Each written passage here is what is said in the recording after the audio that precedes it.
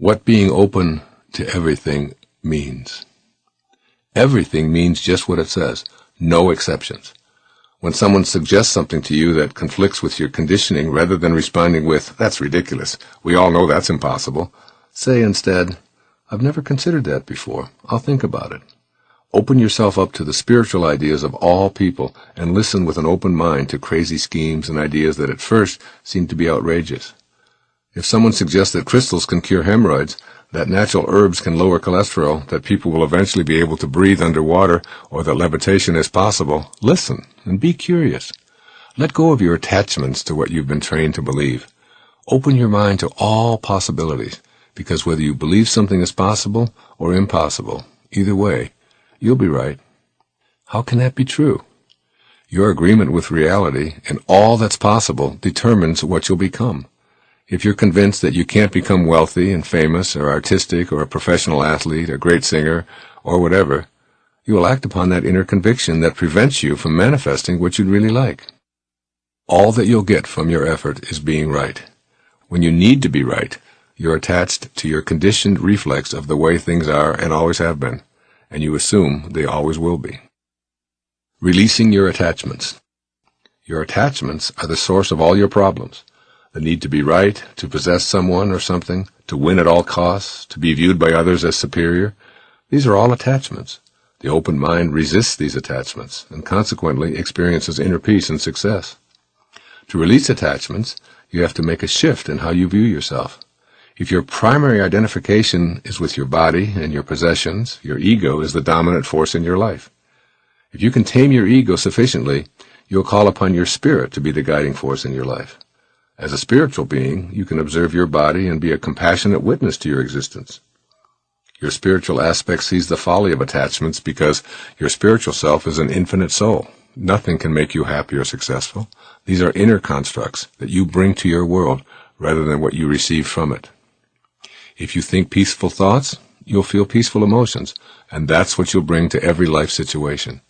If you're attached to being right or absolutely need something in order to be at peace or to be successful, you'll live a life of striving, yet never arriving. It's possible to have a burning desire yet not have attachments. You can have an inner vision of what you intend to manifest and still detach yourself from the outcome. How? Consider this observation in A Course in Miracles. Infinite patience produces immediate results. It sounds like a paradox, doesn't it? Infinite patience implies an absolute certainty that what you'd like to manifest will indeed show up in a perfect order and exactly on time. The immediate result you receive from this inner knowing is a sense of peace. When you detach from the outcome, you're at peace, and you'll ultimately see the fruits of your convictions. Suppose you had a choice between two magic wands.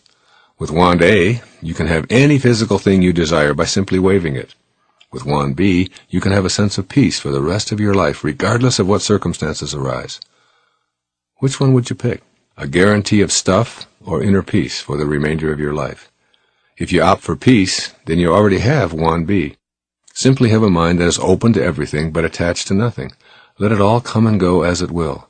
Enjoy it all, but never make your happiness or success dependent on an attachment to anything, any place, and particularly any person. In all of your relationships, if you can love someone enough to allow them to be exactly what they choose to be, without any expectations or attachments from you, you'll know true peace in your lifetime. True love means you love a person for what they are, not for what you think they should be. This is an open mind and an absence of attachment. In essence, I'm urging you to stop taking your life so personally. You can end any and all suffering by reminding yourself that nothing in the universe is personal. Of course, you've been taught to take life very personally, but this is an illusion. Tame your ego and absolutely free yourself from ever taking anything personally. Keep these thoughts in mind, particularly when you feel lost or unsure of your purpose. My purpose is about giving. I'll direct my thoughts off of me and spend the next few hours looking for a way to be of service to anyone or any creature on our endangered planet. This will bring you back to a realization that it doesn't matter what you do as long as you're able to give. In order to fully give and be of service and ultimately feel purposeful, you must be able to say yes when you ask yourself, do I really possess what it is that I wish to give away?